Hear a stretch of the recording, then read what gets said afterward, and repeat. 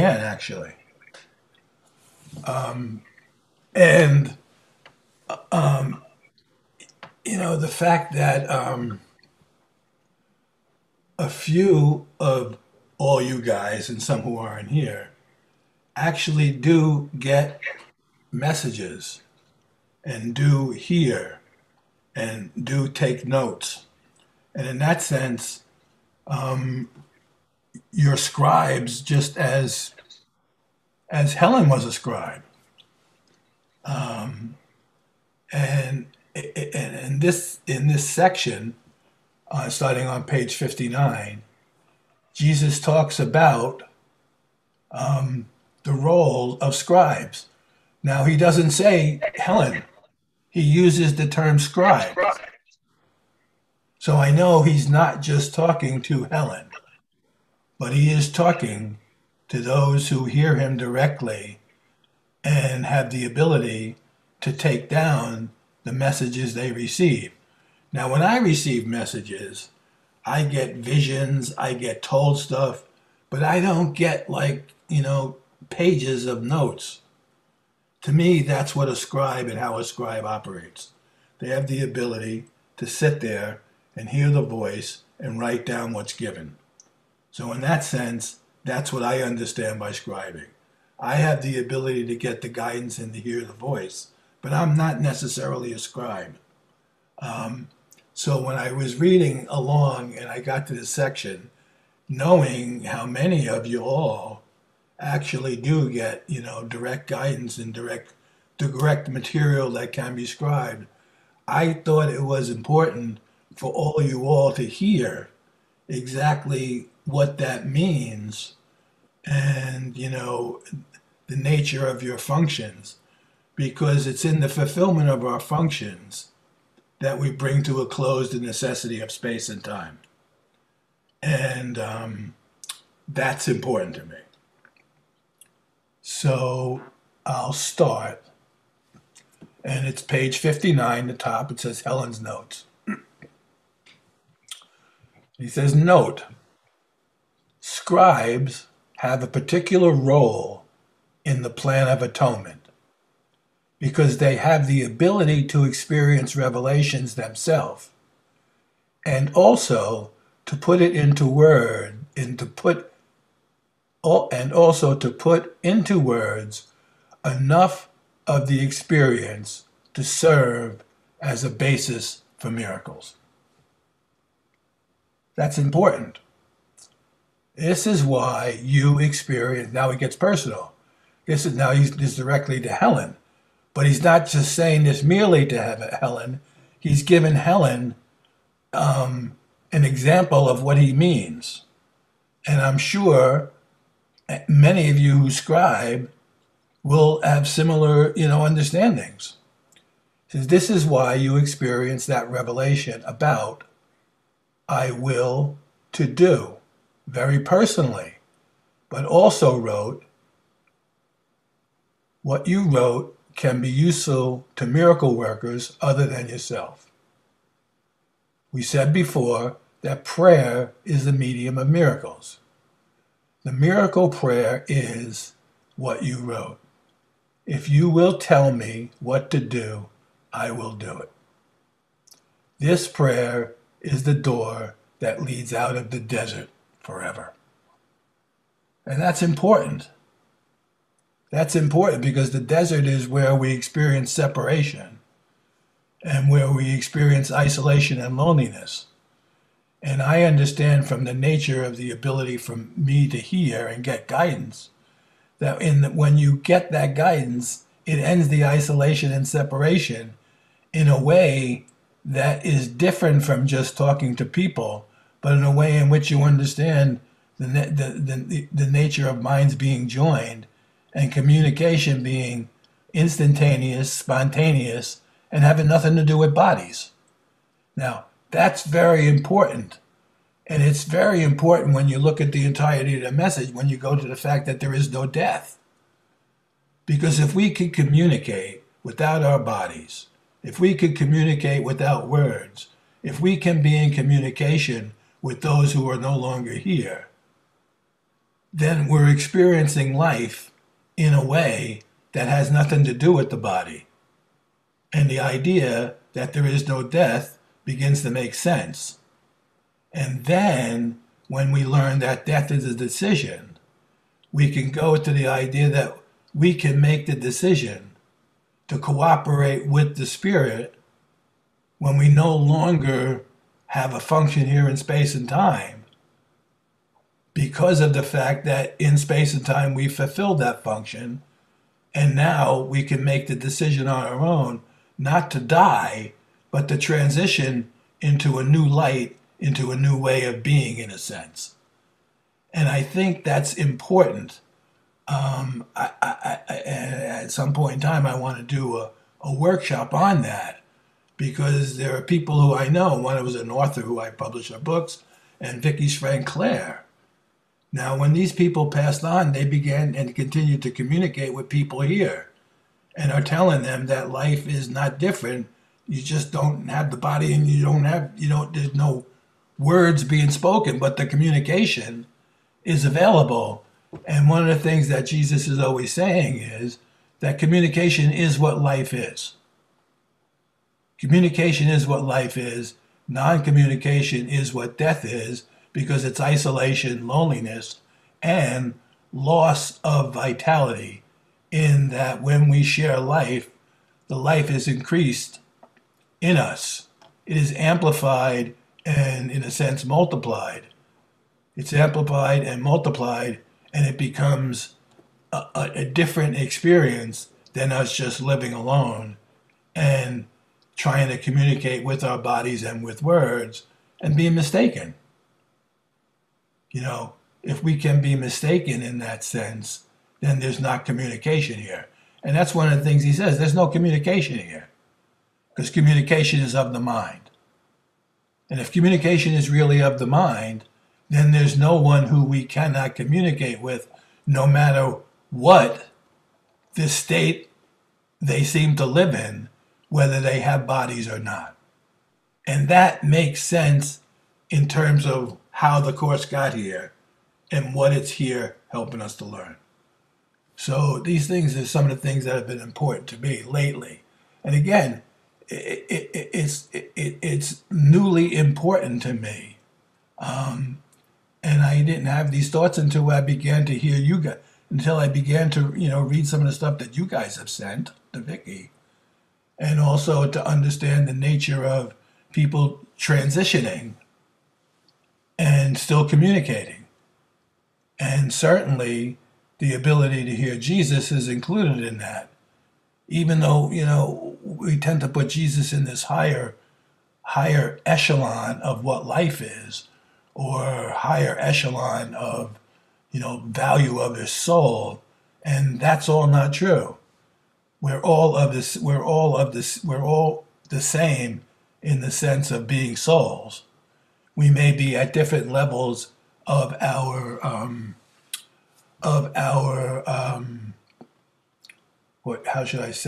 learning, but we all learn the same way. And when we get to a certain level here, the world of space and time is no longer necessary. And this is offering us a way to learn that we don't get out by death, but we get out by cooperation and collaboration and communication. And so it's not something to fear, but it is a transition we can decide on. And he says death is a decision. Death is a decision that we no longer, so we can decide to die because, for the negative reasons, or we can decide to transition because it simply is our time.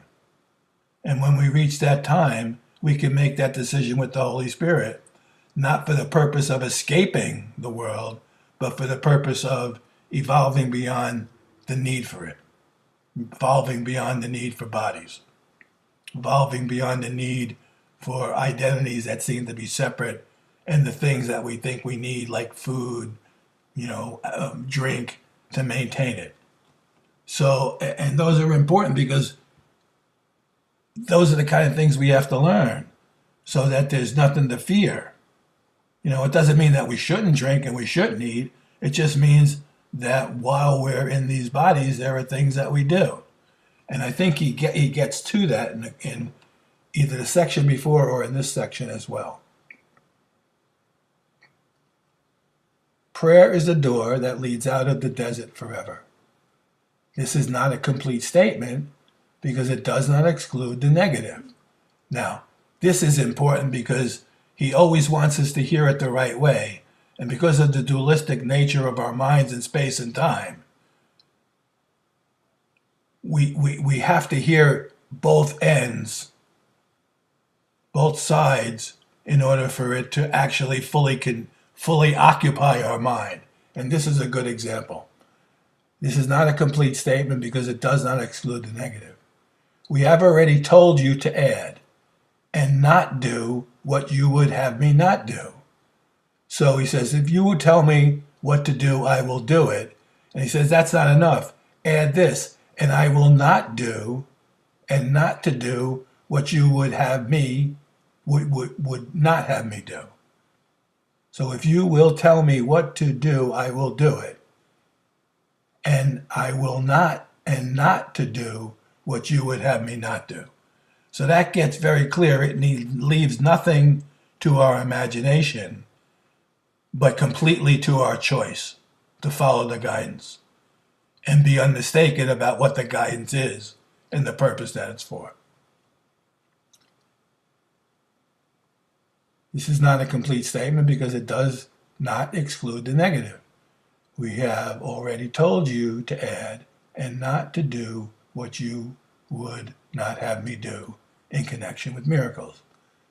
The distinction has also been made here between miracle-mindedness as a state and miracle doing as an expression. The former needs your careful protection because it is a state of miracle readiness.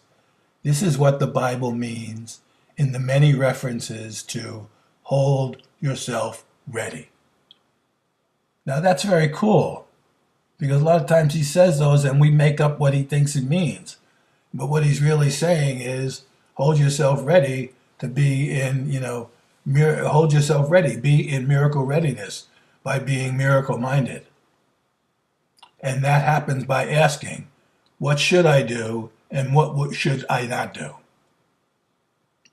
Readiness here means keep your perception right side up or valid. So you will always be ready, willing, and able. These are the essentials for listen, learn, and do. You must be ready to listen, willing to learn, and able to do. And that's what he's saying it's able to have happen because of the nature. Oh my God, I lost the page.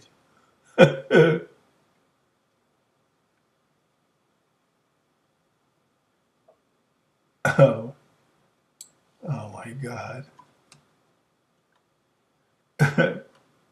It turns too fast is what happens.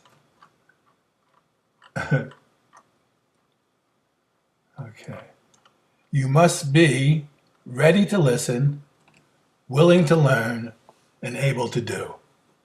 Only the last is involuntary because it is the application of miracles which must be Christ-controlled. But the other two, which are voluntary aspects of miracle-mindedness, are up to you. And that shows that that you are listening and you are willing to learn. Therefore, you put yourself in a state of mind that is helpful both to Jesus and to our brothers here. And that's what we're aimed at. It's always this triangulation. It's always this same type of triangulation. As above, so below, as within, so without. So we're always able, if we're able to stay in touch that way, then we're able to be of service both to our brothers here and to that which is beyond space and time. Because in sense, Jesus, who is just like us, is here with us to help us bring the atonement to fulfillment. And because he has the overview, he has a better view of what would work to deal with the largest sort of, the largest chain of miraculous occurrences, rather than we think in terms of what would work for me.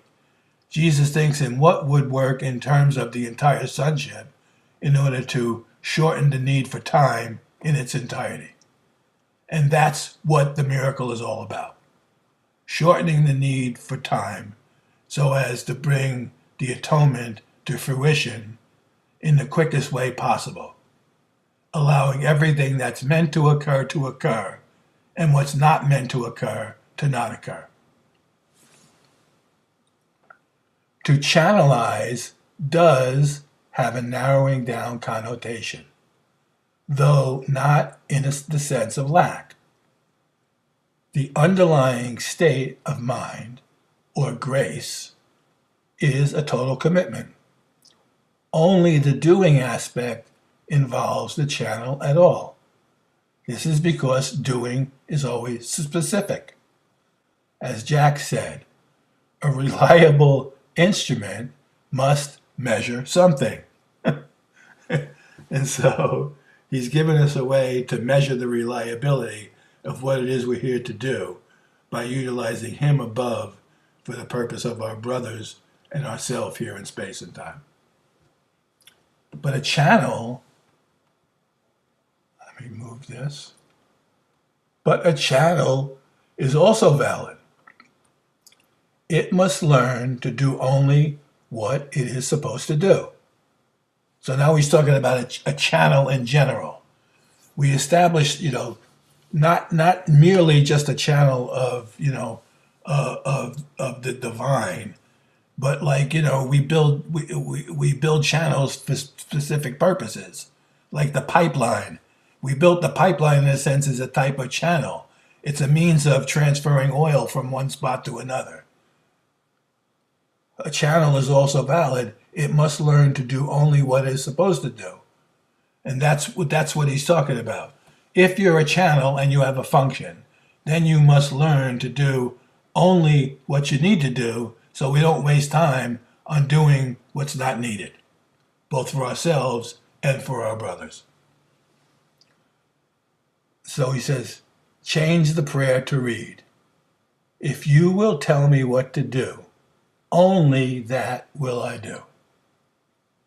Note, Helen, I object to the doggerel sound of this and regard it as very inferior poetry. Answer, it's hard to forget though.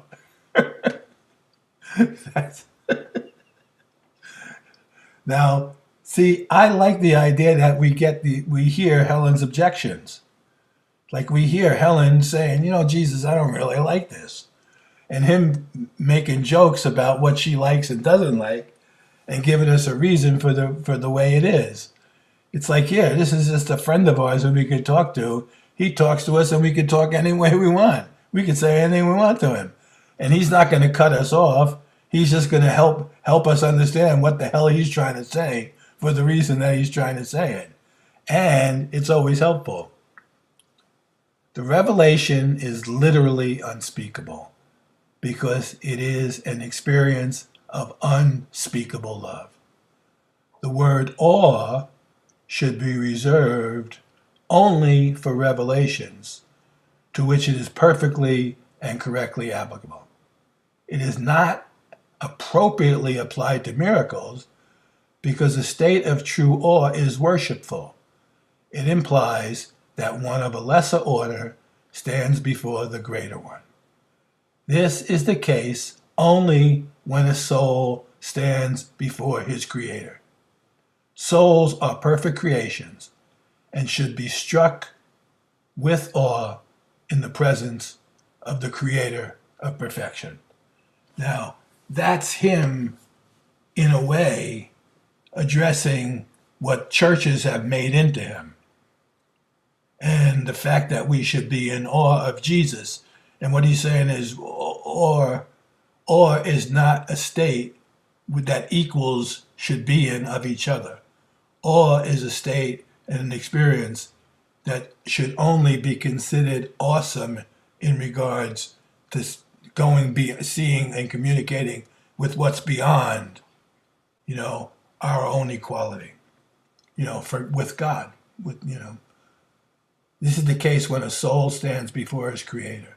Souls are perfect creations and should be struck with awe in the presence of the creator of perfection. The miracle, on the other hand, is a sign of love among equals. Equals cannot be in awe of each other because awe always implies inequality. Awe is not properly experienced even to me. Now, that's deep when you want to go to, like the Catholic Church, who want to put Jesus so high above everybody here that we could never reach what he has accomplished. And what Jesus is saying is the only thing he accomplished here was the fulfillment of his function in the plan.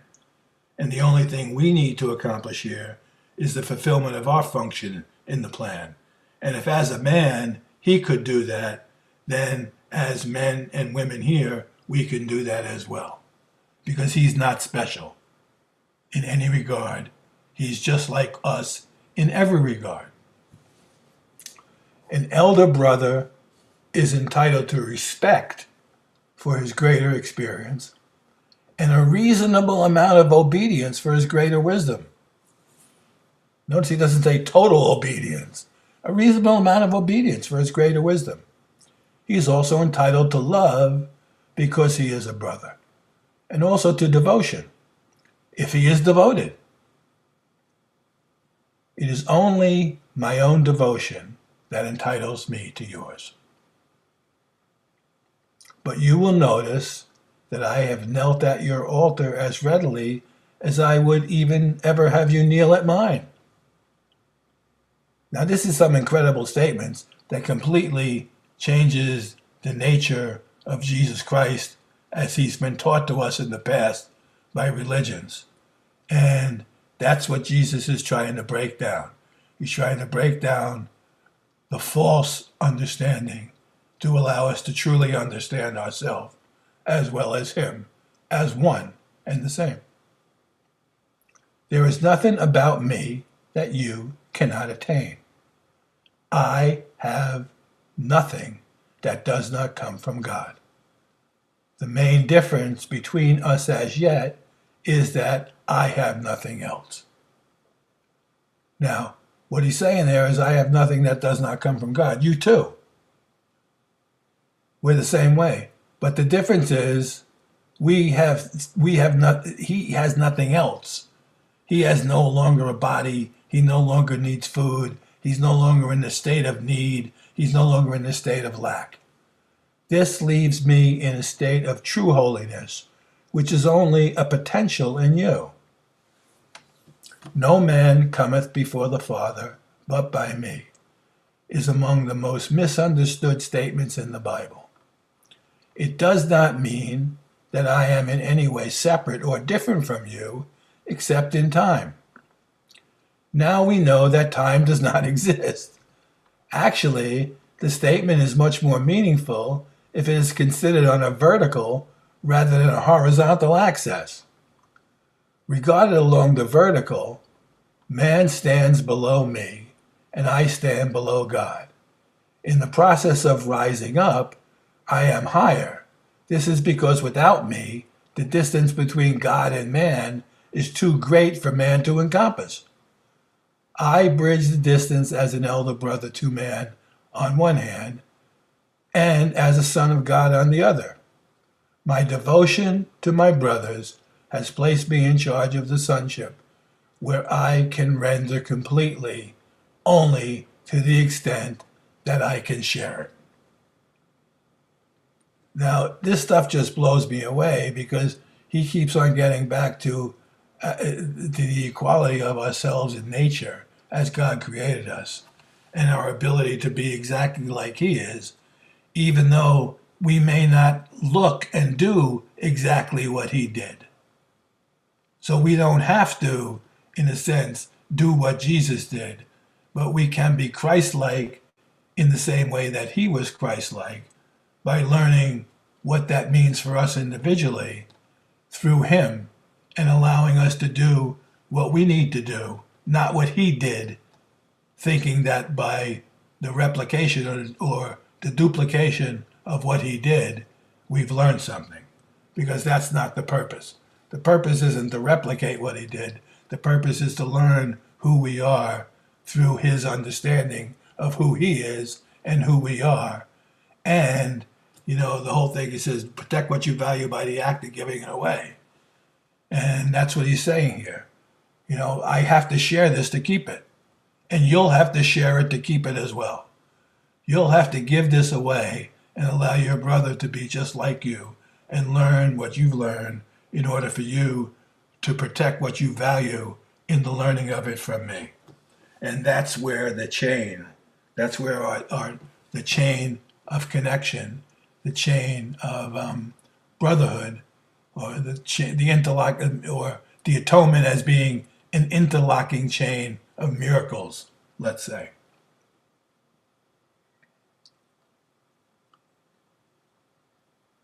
So this appears to contradict another statement, I and my Father are one. It doesn't. There are still separate parts in the statement, in recognition of the fact that the Father is greater. Actually, the original statement was, are of one kind. The Holy Spirit is the bringer of revelations, not miracles. Revelations are indirectly inspired by me because I am close to the Holy Spirit and alert to the revelation readiness in my brothers. I can thus bring down to them more than they can draw down to themselves. What time are we going to go to?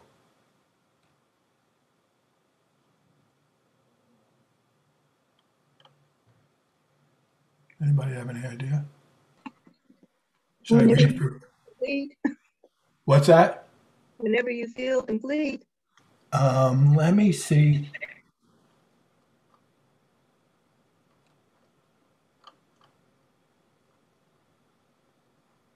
Let me just read a little bit more. Gene Dixon's description is perhaps a better statement of my position, because my feet are on the ground and my hands are in heaven. I can bring down the glories of heaven to my brothers on earth. The Holy Spirit is the highest communication medium. Miracles do not involve this type of communication because they are temporary communicative devices. When man can return to his original form of communication with God by direct revelation, the need for miracles is over. The Holy Spirit mediates higher to lower order communication, keeping the direct channel from God to man open for revelation. Revelation is not reciprocal. It is always from God to man. This is because God and man are not equal. The miracle is reciprocal because it always evolves equality. In the longitudinal or horizontal plane, the true equality of all men in the sonship appears to involve almost endless time. But we know that time is only an artifact introduced as a learning aid. The miracle is a learning device which lessens the need for time. This is what I've been talking about. The sudden shift from the horizontal to vertical perception, which the miracle entails, introduces an interval from which the doer and receiver both emerge much farther along in time than they would otherwise have been. A miracle has the unique property of abolishing time by rendering the space of time it occupies unnecessary. There is no relation between the time a miracle takes and the time it covers. Because a miracle only takes an instant, but it could shorten time by 1,000 years. It could advance your learning much quicker than learning in time in a linear fashion. It substitutes for learning that might have taken thousands of years. It does this by the underlying recognition of perfect equality and holiness between doer and receiver, on which the miracle rests. It is unstable, but perfectly consistent. It does not occur predictably across time, and it rarely occurs in comparable forms. But within itself, it is perfectly consistent, since it contains nothing but an acknowledgement of equality and worth. All parts are equal. This establishes the prerequisite for validity. We said before, the miracle abolishes time. It does this by a process of collapsing it. It thus abolishes certain intervals within it. It does this, however, within the larger temporal sequence. The validity of the miracle, then, is predictive, not logical. That's good to know, within the temporal schema. It establishes an out-of-pattern time interval, which is not under the usual laws of time. Only in this sense is it timeless. By collapsing time, it literally saves time, much the way daylight savings time does. It rearranges the distribution of light. Now that's incredible, the way he uses that understanding. The miracle is the only device which man has at his immediate disposal for controlling time. Only the revelation transcends it, having nothing to do with time at all. The miracle is much like the body, in that both learning aids, which aim at facilitating a state in which they are, both learning aids which aim at facilitating a state in which they are unnecessary. When a soul is finally in the original state of direct communication, neither the body nor the miracle serves any purpose. While he is in a body, however, man can choose between loveless and miraculous channels of creativity. He can create an empty shell, but he does not create nothing at all. He can wait, delay, paralyze himself, reduce his creativity to almost nothing, and even introduce a real developmental arrest or regression. But he cannot abolish his creativity, because being eternal, being created eternal, and being eternally created as the Father, that's an impossibility, because there's no such thing as death. Once you're eternal and infinite, you remain that, even if you refuse to recognize by confusing yourself with space and time that it's not so. He was not created by his own free will. Only what he creates is his to decide. The basic decision of the miracle-minded is not to wait on time any longer than necessary. Time can waste as well as be wasted. That's one of those things where he's trying to give you both sides of the equation so you understand perfectly well. He's saying what it is and what it isn't. Time can waste as well as be wasted. The miracle worker, therefore, accepts the time control factor of the miracle gladly, because he knows that every collapse of time brings all men closer to the ultimate release from time, in which the Father and Son are one. The real meaning of "are of one kind" is of one mind or will. When the will of the sonship and the Father are one, Their perfect accord is heaven. And I think I'll stop there.